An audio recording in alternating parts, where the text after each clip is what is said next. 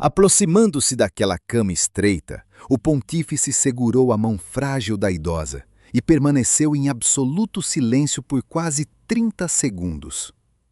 Naquele quarto, as câmeras haviam sido deixadas do lado de fora. Hoje, você e eu vamos investigar esse instante que não foi planejado, mas que ganharia o mundo graças ao testemunho de uma freira que se recusou a calar. Antes de continuarmos, deixe seu gostei, se inscreva no canal e comente de onde nos assiste. Toda essa jornada começou na manhã de 7 de março de 2026, sob o som de sinos e o peso de 10 séculos de história do Vaticano.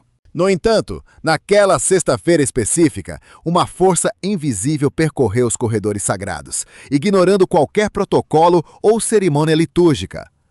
Tratava-se de uma decisão silenciosa, tomada na noite anterior pelo homem que agora habitava os aposentos pontifícios. O Papa Leão XIII não havia conseguido dormir bem, algo até comum para quem governava uma instituição milenar.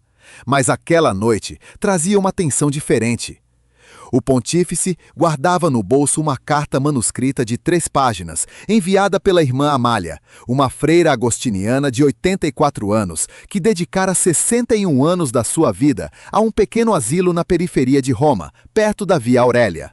Ignorando os canais oficiais do Vaticano, a religiosa preferiu endereçar o envelope diretamente a Roberto, usando apenas seu nome de batismo.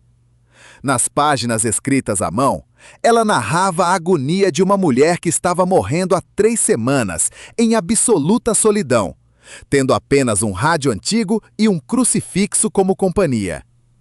Descrevia também a dor de um idoso que perguntava diariamente se Deus ainda o amava. Com uma franqueza cortante, de quem já não tinha nada a perder, a freira expôs a invisibilidade da velhice na igreja, disparando uma frase dura. Santo Padre, a igreja prega a dignidade desde o ventre até o túmulo.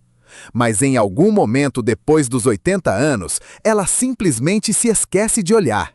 Aquela carta inquietante foi lida 2 vezes pelo pontífice, antes de ele dobrá-la cuidadosamente e guardá-la no bolso interno de sua batina, bem junto ao peito. O sono não veio naquela noite fria. Já perto das 6 horas da manhã, com a mente decidida, ele convocou seu secretário pessoal, o padre Augusto de Maio, um napolitano reservado de cerca de 40 anos de idade, que já não se surpreendia com mais nada. A ordem papal era clara e direta. Eles visitariam a casa de repouso Santa Chiara naquela mesma tarde, sem avisos oficiais, sem fotógrafos ou delegações de imprensa. Apenas o motorista, o secretário e 2 seguranças discretos fariam parte da comitiva. Diante disso, o padre hesitou antes de falar.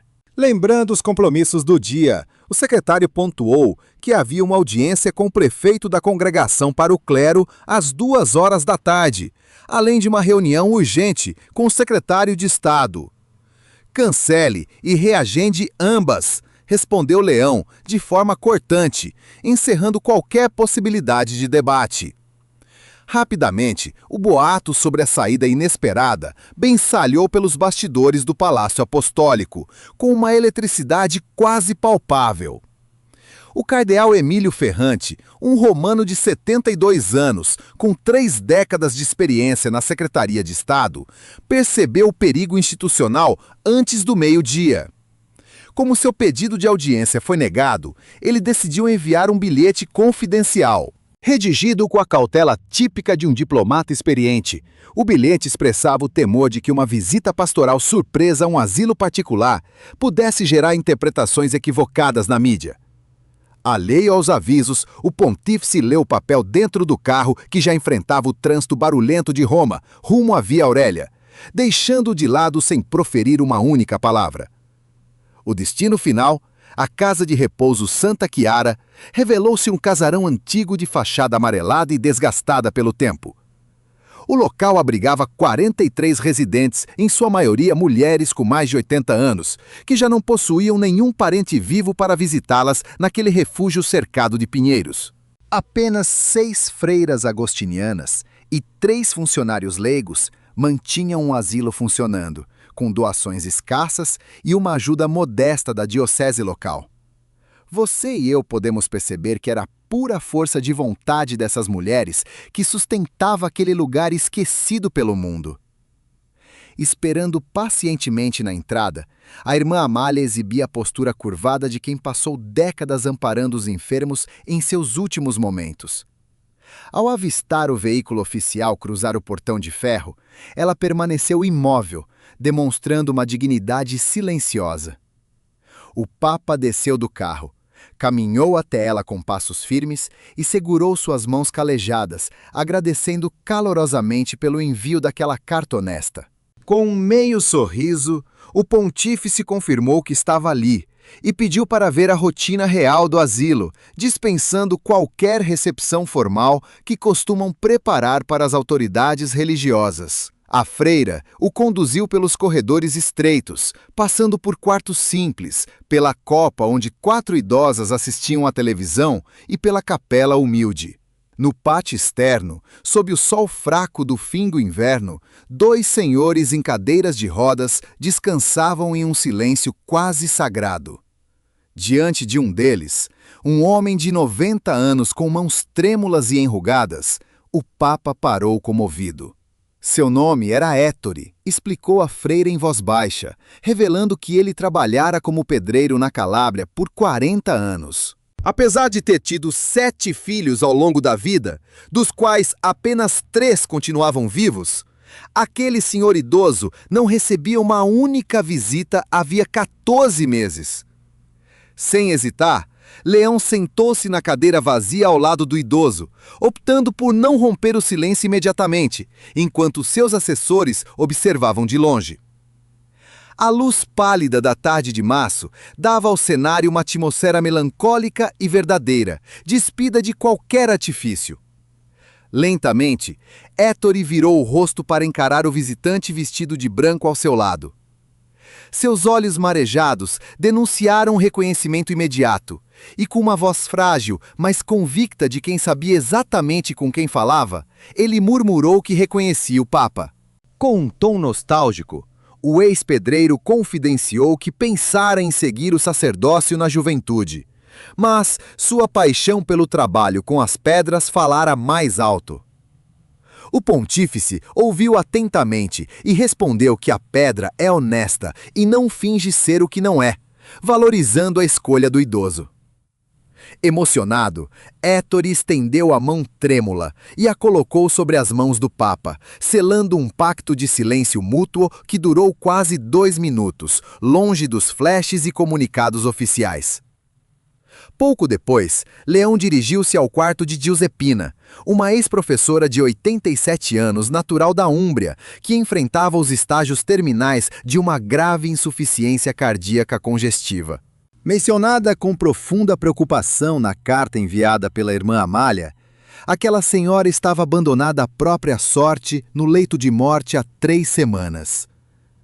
Ao entrar no quarto simples, o Papa a encontrou acordada, com o olhar perdido na janela enquanto um rádio tocava baixinho ao fundo. Giuseppina virou lentamente a cabeça e, em vez de espanto, seu rosto mostrou uma desconfiança cautelosa, como se duvidasse da realidade daquela presença tão ilustre. Sem dizer uma palavra, Leão aproximou-se, acomodou-se na cadeira de cabeceira e segurou firmemente as mãos da ex-professora, mantendo-se em silêncio absoluto por quase 30 segundos, conforme relatamos no início. Presente naquele aposento, a jovem irmã Benedetta, de 29 anos, relataria mais tarde a um repórter do jornal La Stampa que aquele foi o momento mais marcante de toda a sua vida religiosa. A força da cena não residia em um grande milagre, mas sim na profundidade daquele silêncio partilhado. Ele não veio fingindo que se importava. Ele simplesmente carregava o amor genuíno em sua presença, explicou a freira. Quebrando a quietude, o pontífice garantiu à senhora que ela jamais seria esquecida por Deus ou por ele. Com os olhos marejados, Giuseppina sussurrou que já estava começando a duvidar disso, recebendo um acalento sincero do Papa, que permaneceu no asilo por 2 horas. Ignorando qualquer protocolo de tempo, o pontífice caminhou pelos cômodos respeitando estritamente o ritmo ditado pelos próprios moradores da casa de repouso. Ele segurou as mãos de uma antiga enfermeira que dedicara 40 anos ao ofício, mas que agora já não recordava o nome dos próprios filhos.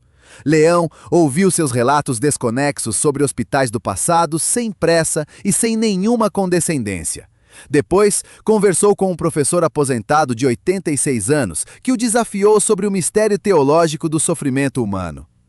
Como você e eu podemos ver, o líder agiu com extrema honestidade intelectual, aceitando debater mesmo divergindo em um ponto. Antes de partir, a irmã Amália pediu que ele falasse brevemente com a equipe, as freiras e os 3 trabalhadores leigos. O grupo se reuniu na pequena capela, somando 7 pessoas em uma sala com cheiro de madeira envelhecida e cera de vela. Léo ficou de pé diante deles, sem qualquer papel. Ele manteve silêncio por um breve instante antes de pronunciar palavras que a irmã Benedetta também lembraria exatamente, palavra por palavra, e que acabaria revelando mais tarde. A igreja tem gestos grandiosos, como basílicas, encíclicas, concílios e grandes procissões, disse o pontífice. Porém, ele acreditava que as ações mais importantes da igreja acontecem em recintos humildes como aquele, onde quem se tornou invisível para a sociedade descobre que ainda é visto. Isso não é uma atividade secundária da instituição, afirmou o pontífice. Isso é a própria igreja. E se esquecermos disso, nada mais importa. Ninguém se manifestou. Carla, uma funcionária leiga na faixa dos 50 anos, apenas pressionou os lábios e desviou os olhos para o chão. Léo prosseguiu dizendo que eles não faziam um mero trabalho de apoio ou manutenção, mas sim acompanhavam pessoas rumo a uma morte digna, o ato mais solene que um ser humano pode realizar pelo outro. Ele expressou o desejo de que a igreja declare isso de forma clara, frequente e sincera, reconhecendo que por muito tempo discursos foram feitos sem real compromisso. Por fim, agradeceu o trabalho de todos e prometeu evitar que a instituição continue ignorando a existência deles. Ao estender a mão para cada um naquela pequena capela, ele demonstrou uma gratidão pessoal antes de agradecer novamente à irmã Amália e caminhar sob a luz pálida do fim de tarde romana até seu veículo. Nossos canais de investigação revelam que o Vaticano nunca foi feito para a informalidade. Sua arquitetura imponente e seus rígidos rituais institucionais existem para conter e regular o poder político. Quando um papa decide romper com esses protocolos, o sistema reage de imediato. No sábado, dia 8 de março, a visita surpresa de Léo ao abrigo de Santa Chiara tornou-se pública sem qualquer comunicado oficial, vazando de forma orgânica pelas fendas de uma burocracia onde segredos duram muito pouco. As repercussões começaram de forma sutil na imprensa italiana.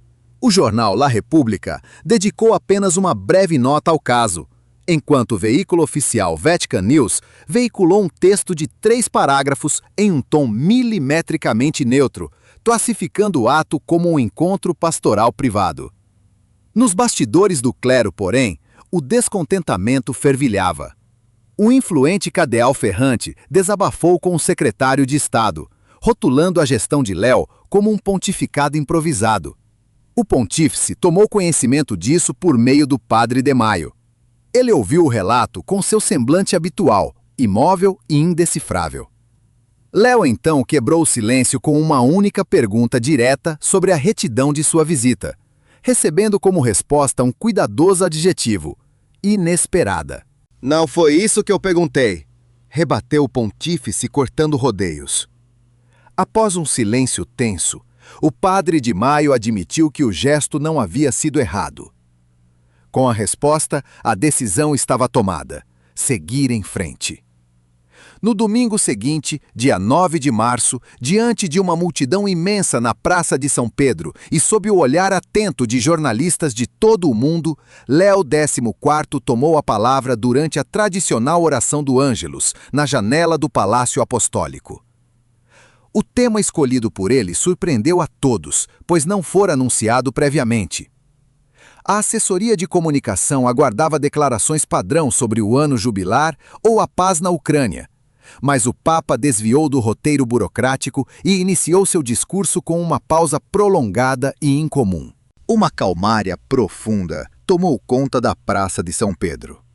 Aquele tipo de silêncio denso que se instala quando uma multidão pressente que algo muito importante está prestes a ser revelado.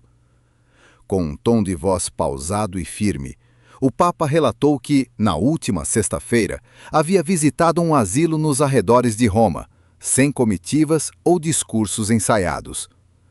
Ele explicou que sua motivação foi a carta sincera de uma freira que dedicou 61 anos à Igreja, alertando sobre como a instituição prega a dignidade da vida humana, mas frequentemente se esquece de aplicá-la na velhice. Do alto da janela, ele observou os fiéis enquanto o tráfego além do rio Tibre parecia distante. Ele então descreveu ter se sentado ao lado de um homem de 90 anos totalmente abandonado. Em suas memórias daquela tarde, ele relembrou ter se sentado ao lado de uma senhora em seus momentos finais. Alguém que havia dedicado toda a sua existência ao serviço amoroso e que confessou sentir medo de ter se tornado invisível. O pontífice, então, enviou uma mensagem direta e emocionante a todos os idosos do mundo, declarando que eles são vistos e valorizados, e não tratados como fados ou meros capítulos finais de uma história que já perdeu o interesse. Em sua análise severa sobre a sociedade moderna, Léo ressaltou que, embora o mundo contemporâneo seja ágil em exaltar a juventude, a Igreja tem o dever sagrado de agir de forma diferente, honrando o peso acumulado de uma vida inteira de sofrimento, fé e amor aos 80 ou 90 anos. A oração fervorosa de um idoso constitui, sob vários aspectos, o testemunho de fé mais eloquente que podemos presenciar. Ele argumentou que um idoso que se dedica à prece não o faz por falta de ocupação, mas porque escolheu conscientemente aquilo que realmente possui valor eterno. O silêncio na vasta praça era quase palpável, e as lágrimas eram visíveis em muitos rostos da multidão, como uma senhora de cerca de 70 anos que cobria a face com as mãos. Léo insistiu que a Igreja deve assumir de forma rigorosa sua responsabilidade moral perante essa parcela da população, tratando o cuidado não como um mero ato de caridade paternalista, mas sim como uma questão fundamental de justiça. Eles são os nossos pais e a nossa história viva. Para aqueles que compartilham da nossa fé, os mais velhos oferecem um vislumbre real do destino final que nos aguarda, agindo como verdadeiros mentores silenciosos. O Papa fitou os próprios dedos por um segundo antes de erguer os olhos novamente para a multidão. Ele compartilhou a história do idoso que conhecera na sexta-feira, cujo sonho juvenil de se ordenar padre foi preterido pelo amor ao ofício da cantaria e da construção. Aquele homem passou a vida inteira erguendo estruturas de pedra, materializando com o esforço de suas próprias mãos aquilo que o clero apenas prega em púlpitos. Léo defendeu que a Igreja aprendeu uma lição valiosa com ele, cujo nome é Ettore. Após encerrar a oração tradicional do Ângelus, o líder católico retirou-se lentamente da sacada. As ondas de choque provocadas pelo discurso foram sentidas imediatamente em escala global. Já na noite daquele domingo, o nome do humilde Ettore figurava entre os assuntos mais comentados nas redes sociais da Itália, da Espanha, do Brasil e das Filipinas. A poderosa declaração de que cada idoso é visto estampou capas de jornais e portais católicos de São Paulo a Manila. Na Polônia, um analista destacou que este foi o pronunciamento mais contundente sobre a velhice desde a famosa Carta de João Paulo II, escrita em 1999, mas com uma proximidade humana que a doutrina fria jamais alcançaria. Contudo, atrás das muralhas do Vaticano, o clima era tenso e polarizado, embora alguns cardeais tenham enviado discretos sinais de aprovação. Entre os apoiadores da ala reformista, o cardeal Luiz Tagle, conhecido por sua defesa de uma igreja mais acolhedora, enviou uma mensagem rápida de encorajamento.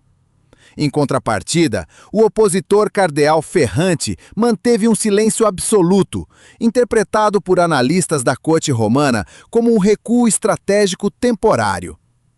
O dicastério para os leigos, a família e a vida apressou-se em divulgar uma nota oficial endossando as palavras do Papa e anunciando a elaboração de um novo guia pastoral focado nos idosos, enfatizando que Léo exigira um texto objetivo e curto. Na manhã de segunda-feira, 10 de março, o pontífice recebeu uma correspondência comovente de Giuseppina, redigida pela irmã Amália devido à fraqueza física, que impedia a idosa de segurar uma caneta. Naquelas linhas simples, Giuseppina relatou ter acompanhado a transmissão do Ângelus através de um rádio antigo em seu pequeno quarto. Ela confessou que as lágrimas correram livremente por seu rosto, algo que não ocorria há anos, porque acreditava já ter esgotado todos os seus motivos para chorar. A idosa fez questão de relatar ao Santo Padre que, após ouvir suas palavras, desfrutou da noite de sono mais tranquila em muitos meses. O medo do fim e o pavor de cair no esquecimento haviam desaparecido por completo de seu coração. Léo realizou a leitura desse testemunho em sua capela privada antes de celebrar a missa matinal. Ele leu cada palavra com extrema lentidão e permaneceu sentado por um longo tempo, absorto em profundos pensamentos. Em confidência posterior ao padre De Maio, o Papa admitiu o impacto daquela carta em meio à sua sufocante agenda diária. Ele confidenciou que aquela mensagem foi uma das raríssimas correspondências de seu pontificado que despertou um sentimento profundo e indescritível. A certeza de que sua missão papal havia finalmente cumprido seu propósito espiritual. Falamos em excesso neste mundo moderno, lamentou o Papa, pois a Igreja discursa sem parar apenas para mascarar o pavor daquilo que o silêncio poderia expor. Ele relembrou que Ettore não necessitava de discursos teológicos, mas apenas de companhia. De Maio manteve o silêncio respeitoso. O pontífice, então, concluiu que a Igreja precisa parar de encenar para o público e passar a verdadeiramente caminhar ao lado dos necessitados. Naquela terça-feira, o intrigante relato sobre a visita a Santa Chiara já havia ganhado vida própria. Jornalistas do mundo todo localizaram o asilo e começaram a cercar o local. Alguns conseguiram falar com a irmã Benedetta, cuja descrição do silêncio no quarto de Giuseppina foi, segundo ela, apenas um relato do que viu. No entanto, nas mãos da imprensa, aquilo virou um raro momento de clareza moral em uma era cínica. Em apenas 3 dias, a Casa de Repouso recebeu mais de 40 mil euros em doações.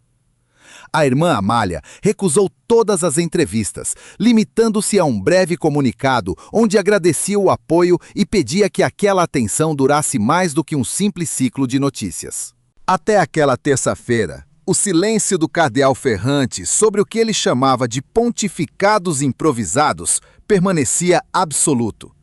Não se sabia ao certo se aquela ausência de declarações representava uma mudança real de posicionamento ou apenas uma pausa tática no tabuleiro político da Igreja. Nos corredores do Palácio Apostólico, onde ler o clima institucional é quase uma ciência, os observadores mais atentos perceberam uma sutil alteração no ar. Algo discreto, mas real. O Papa havia realizado um gesto simples, profundamente humano, e a reação calorosa do mundo revelou o vazio espiritual que muitos sentiam. Com seus 70 anos de idade, este homem vindo de Dalton, Illinois, filho de trabalhadores dos subúrbios do sul de Chicago, trazia consigo uma bagagem de décadas de serviço e reformas em vários continentes. A ascensão daquele homem ao trono de São Pedro não se deveu à fama, à popularidade ou por ser a escolha mais óbvia. Ele se tornou líder da igreja porque 133 cardeais, trancados em uma sala em Roma, analisaram o estado atual do mundo e decidiram, na quarta votação, que o momento exigia alguém genuíno, alguém que, ao sentar-se ao lado de um idoso em um jardim, estivesse verdadeiramente presente. Sua escolha pelo nome papal foi uma homenagem a Leão XIII, o pontífice que, em 1891, enfrentou a era industrial ao escrever a encíclica Rerum Novarum. Aquele documento histórico alertou os poderosos de que os trabalhadores não são meras ferramentas de produção e que a dignidade humana não é negociável. Um feito muito semelhante estava sendo realizado agora por Leão XIV. Ele não usou uma encíclica formal, mas sim uma simples cadeira puxada para perto de um leito na Via Aurélia, acompanhada por um silêncio de 30 segundos e uma frase que dispensava traduções. Você não foi esquecido. Essa mensagem ecoou profundamente entre os idosos de todo o planeta. Propagou-se com a rapidez de algo que preenche um vazio antigo, trazendo o impacto de uma verdade há muito conhecida, mas nunca antes dita em voz alta. Na tarde de uma terça-feira do início de março, Ettore voltou a se sentar no jardim da casa de repouso San Gioacchino, sob um sol ligeiramente mais caloroso do que o de sexta-feira passada. Quando um jovem jornalista bateu à porta do asilo pedindo para falar com Ettore, a irmã Amália recusou de forma categórica e sem justificativas, demonstrando uma sabedoria impecável. O idoso nem imaginava que seu nome repercutia em centenas de países e estampava capas de jornais em São Paulo. Ele apenas guardava na memória que, na sexta-feira, um homem de branco sentou-se ao seu lado e disse que Stone era honesto e havia permanecido. Isso lhe bastava sob o sol suave de março. Se essa história tocou você, convido-o a curtir o vídeo, se inscrever no canal e compartilhar esta mensagem com quem tem um idoso querido na vida. Seu apoio mantém vivas histórias reais como esta.